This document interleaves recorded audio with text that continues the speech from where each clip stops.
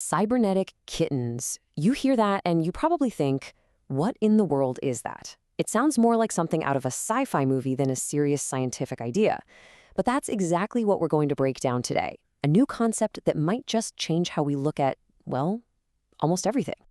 All right, let's just get right to it with the question that's on everyone's mind. What on earth do kittens have to do with super advanced math and artificial intelligence? It sounds completely random, but the answer, well, it's surprisingly deep and it opens up a whole new way of understanding really complex systems. Because you see, this isn't really about literal, fluffy kittens. It's about a powerful new theory. One designed to uncover the hidden connections, the deep structure that links things we always thought were totally separate.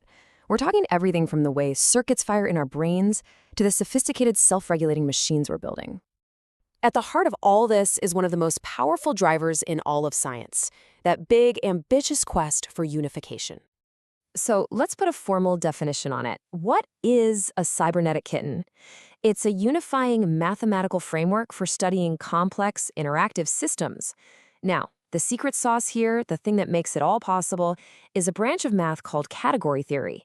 And you can think of category theory as the math of relationships. It doesn't focus on numbers so much as how different things connect and transform. It's the perfect tool for finding these hidden patterns.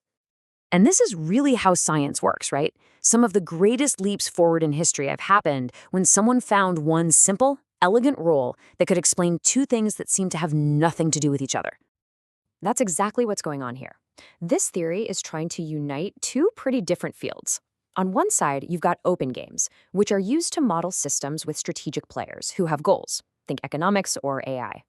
And on the other side, you have open dynamical systems, which describe things that change and evolve over time, like an ecosystem or the weather. Bringing these two together is a huge deal. It means you can start to model really complex situations, like a self-driving car trying to make strategic decisions in constantly changing, unpredictable traffic. So the goal here is incredibly ambitious. It's not just about finding a few similarities between these two fields. No, the idea is to create a single, unified mathematical language, a categorical notion that can describe both of these worlds at the exact same time. But how do you actually pull that off? How do you build a bridge between two ideas that seem so far apart? Well, you need a really special kind of toolkit. You need a whole new mathematical language designed to see the patterns underneath it all. And here's where that name finally starts to make a little more sense. There's this great quote from one of the papers that lays it all out. A kitten will grow up and become a category. It's a clever plan in words, right? It introduces the core mathematical tool, category theory, but it also hints that this whole idea is still pretty young, and it's got a lot of growing up to do. So what's inside this toolkit? Well, you've got some really cool ideas. There are things called Bayesian lenses in optics, which are basically mathematical ways of describing how a system can learn and update its beliefs when it gets new information. Then, the framework takes the existing idea of open games and just makes it way more powerful. And finally, it fully integrates dynamics, which is just the formal study of how things change over time. And here's the real magic of this whole approach. When you use these tools, they act like a special kind of X-ray.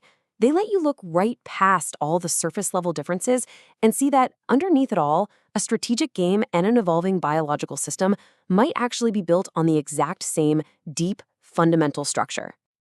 Okay, so this is all really cool, elegant math, but what's the payoff? Why should you care? This is where it all stops being abstract and starts getting incredibly practical. One of the biggest applications is modeling self-regulation. Think about it. Any stable system, whether it's your body keeping its temperature steady or an AI learning from its mistakes, it follows this basic pattern. It encounters some change in the environment, its internal mechanisms kick in to respond, and it works to maintain its stability. This theory gives us a universal language to describe that process, no matter where it's happening. And the list of potential applications is just huge. Seriously, we're talking about using this framework to maybe even justify why the circuits in our brain are structured the way they are. It can be used to set up really complex AI problems and model some of the most advanced machine learning systems we have. It's all about getting to the fundamental rules of how information flows through any kind of network.